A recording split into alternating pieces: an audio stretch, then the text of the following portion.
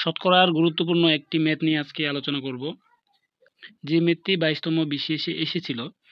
আপনারা যদি এই ম্যাথটি ভালোভাবে বুঝে থাকেন, আশা করি পিএসসির যে ম্যাথগুলা এই টাইপের আসে আপনারা করতে পারবেন। তো চলেন শুরু করি।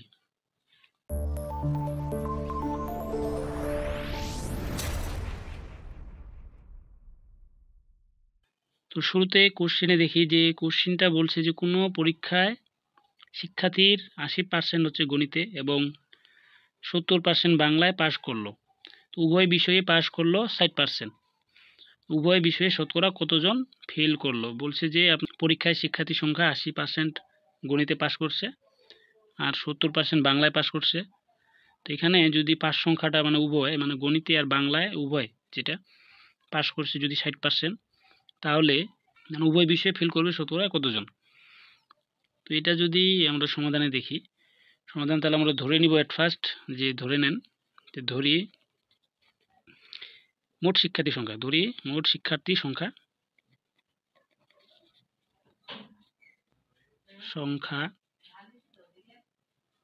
100 জন।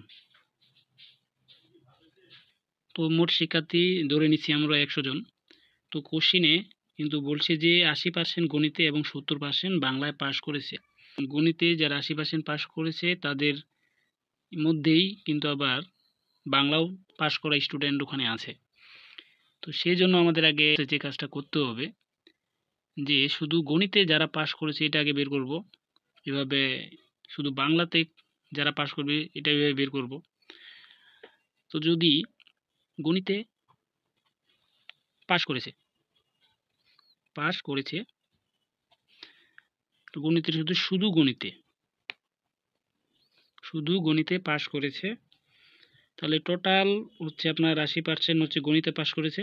কিন্তু উভয় যেহেতু আবার বলছে যে 60% উভয়, এই যে এখান থেকে তাহলে আমাদের এই যে 80 থেকে এই যে 60% যেটা, এটা যদি আমরা বাদ দিই তাহলে আসতেছে 20%।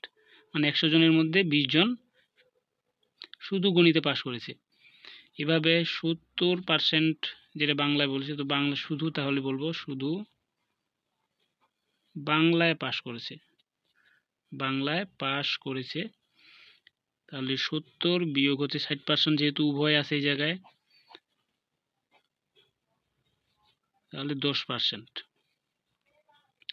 এখন বাংলা এবং গণিতে উভয় বিষয়ে পাশ করেছে 60%, মানে 60%। তো এটা বাদে শুধু একটি বিষয়ে পাশ করেছে এরকম যদি আমরা বের করি, শুধু একটি বিষয়ে পাশ করেছে, তাহলে এই যে 20% হচ্ছে গণিত, 10% বাংলা, উভয় বিষয়ে 60%। তো এটা আমি টোটাল যোগ করে দেব। এই যে গণিতে 20%, বাংলায় 10 অ্যান্ড হচ্ছে উভয় বিষয়ে 60%। টোটাল যদি যোগ করি 60, 70 আর 20-এ 90,